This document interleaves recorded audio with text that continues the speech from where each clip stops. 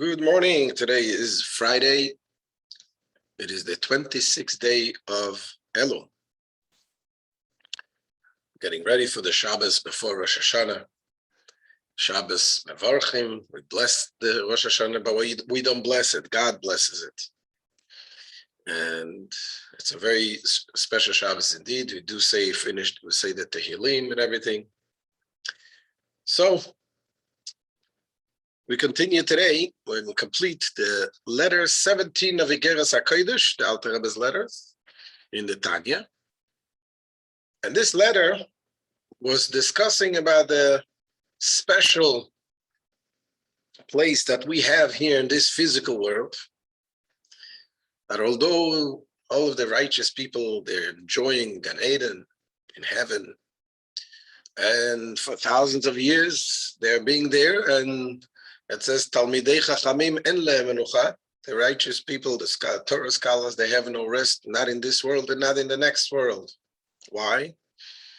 Because Yelchu Melchayil El Chayil, they go from strength to strength. They go higher and higher and higher and higher every day.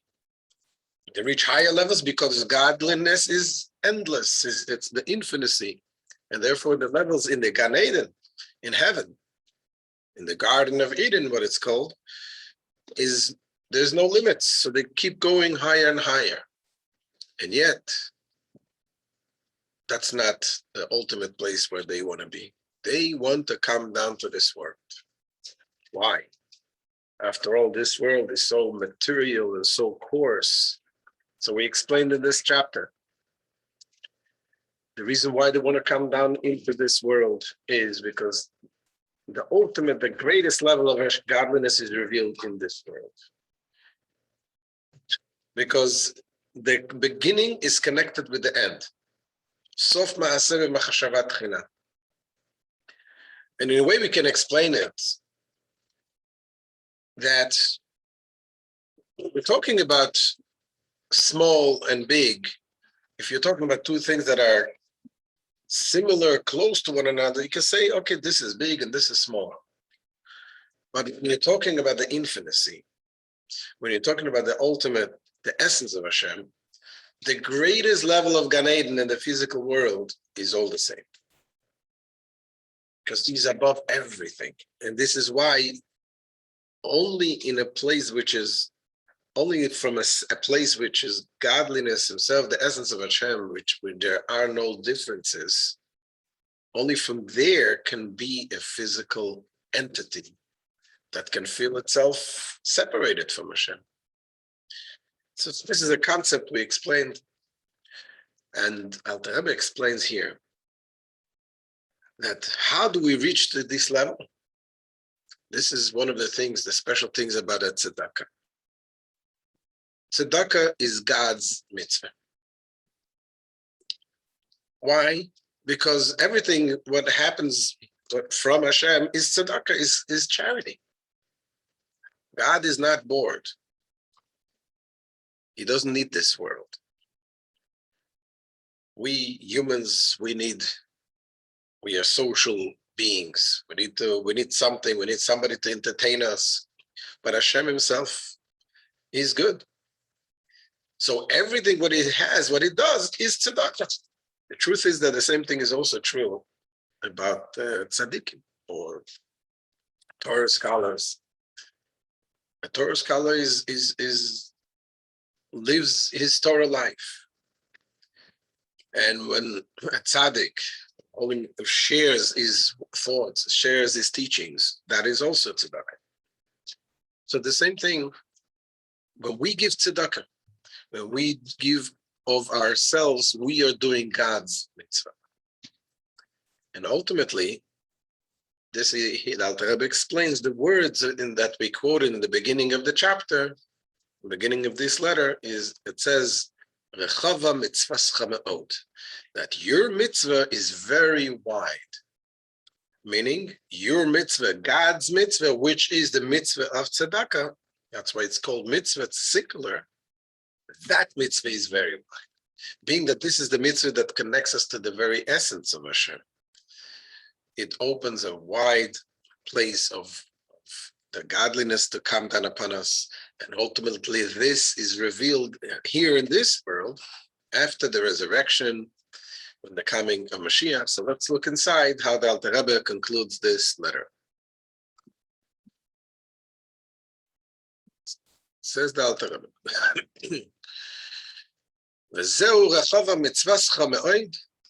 Now, this is the meaning of the verse, and your commandment is very wide. Him mitzvah tzedakah.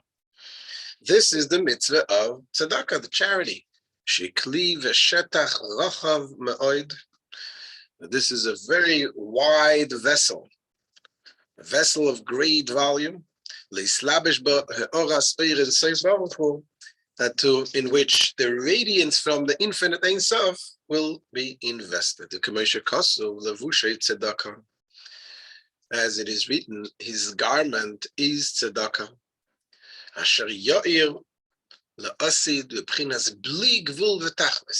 And this will shine in the future with the coming of Mashiach without any limitations and with any end whatsoever.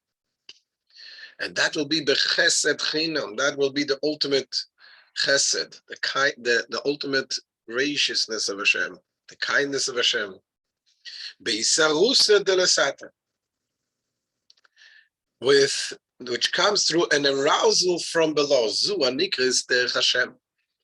So is that anikris, this is called the way of Hashem. But here it seems like a little contradiction. You're saying that this is chesed chinam, means that this is kindness that comes chinam. Chinam means free, that you didn't do anything.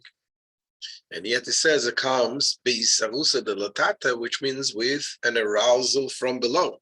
That means that we do something. But the answer is the kindness that comes is really not based on what we do.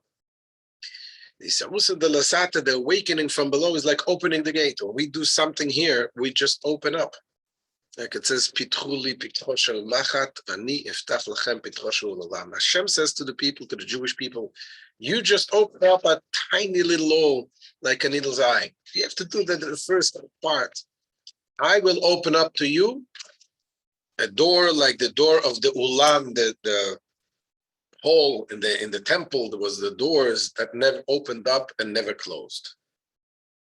So Hashem wants us to do the little effort, and that elicits the great light from above, which is called Chesed Chinam. And now the Alter Rebbe continues to explain this verse, what we said, Rechava mitzvatcha me'od. That your mitzvah is very, very wide. What is the very wide? The very, when we use this word in Hebrew, me'od, like we say, b'Shema Yisrael, we should love Hashem, b'chol nafshecha, b'chol vavcha, b'chol nafshecha, b'chol me'odecha. All your heart, all your soul, and all your might, they say. But me'odecha also means your very essence, that everything, completely limitless. You give everything away for Hashem, that there is no limits. And that is what the Alter Rebbe explained, that this mitzvah of Hashem is me'od. Ultimately, it opens up completely in the coming of Mashiach. Shubli gvul v'tachas. It'll be without any limitations. Aval lechol tichla ra'iti ketz. The beginning of that verse begins, this is a verse again in a verse in Tehillim in the Psalms. It says, L'chol tichla ra'iti ketz. It says, to every conclusion, I have seen an end. The word tichla, that's how the verse goes. L'chol tichla ra'iti ketz. Every conclusion I've seen an end. Rechava mitzvatcha me'od. Your mitzvah is very wide. So that means he refers to something which is called tichla, a conclusion, and that has an end. Then your mitzvah has no end. So what is the word tichla? When we're talking about your conclusion, what are we talking about? So the Rebbe says the word tichla means conclusion, but it has also another meaning. Tichla imilashon klot nefesh shebegan Eden. The word tichla also means klot nefesh. It means a yearning of the soul to the point that the soul expires. Klot nefesh, the soul expires. When a tzaddik reaches an understanding of godliness, the soul aspires. It wants to reach up, and it wants to get higher and higher to the point to separate from the body. And that is in Gan Eden. This is what happens in Gan Eden, in heaven. In that there, then the souls constantly reach higher and higher. They have the expiration. They want to reach higher and higher because they see how great and how high they can go. However, over there, she'i bibchinat kates v'tachlit v'tzimtzum kanizkar la'eh. Now there, in Gan Eden, we say that it has no limits, but still it is compared to the ultimate, the essence of Hashem, that is limited. This is the revelation that is given, but it has a case, it has a tachlit, it has a tzimtzum. It says, for it, the divine light that is yearned in Gan Eden does have an end and a limit and undergoes contraction, as mentioned above. Why? This seems a little confusing. It's contradicting. We're saying that the Talmidei Chachamim ein lahem menucha, they have no rest because they keep going higher and higher and higher, meaning there is no end, and yet we say there is an end.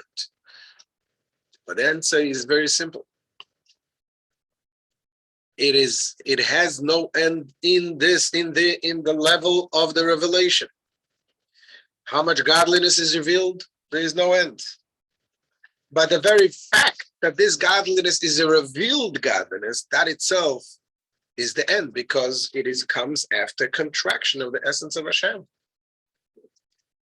So that is why it has considered as an end. It's only a limited way. However, l'chol tichla, now he says, why is it called l'chol tichla, to every tichla? What does it mean to every tichla? And again, he explains, because there's many different levels in Gan Eden. Hu lefi sheyesh kama vekama ma'alot u'madregot Gan Eden ze lemala mize ad ruba ma'alot. This term, l'chol tichla, every tichla, is used because there are numerous levels and rungs in Gan Eden, one higher than the other, to the topmost of levels. This is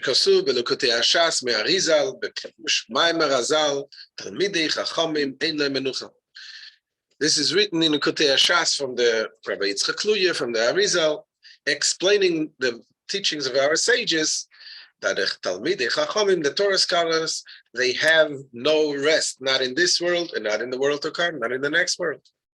She'olim tamid madrega lemadrega be'asagas ha'Torah she'ein lo sof. Because they are constantly rising from level to level in the grasp of the Torah, which has no end. So they have no rest. However,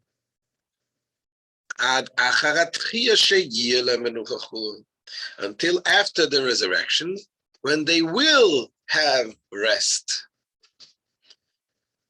That time will be a day which is entirely Shabbos and rest. What does that mean? So he says the rest that they don't have is because they constantly try to go higher and higher and higher and higher and higher.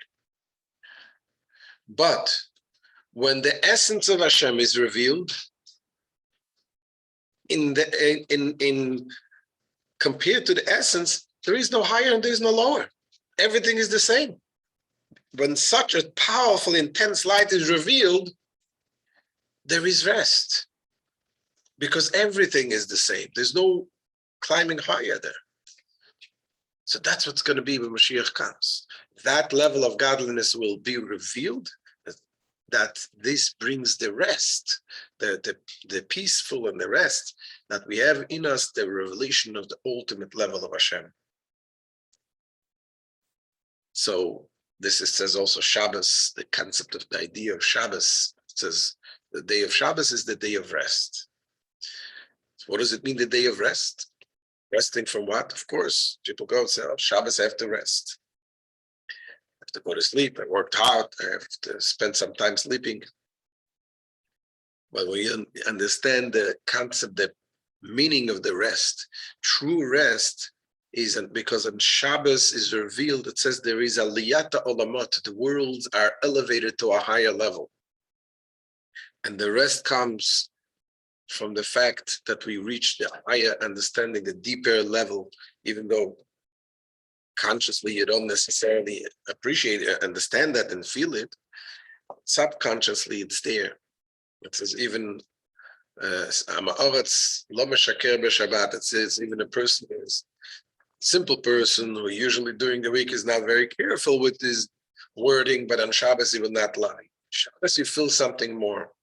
Shabbos we have the rest. It means we get connected with the very essence of Hashem on Shabbos. And ultimately, when Mashiach comes, this type of revelation will be revealed not only subconsciously but also consciously. We will feel that. So this is the meaning.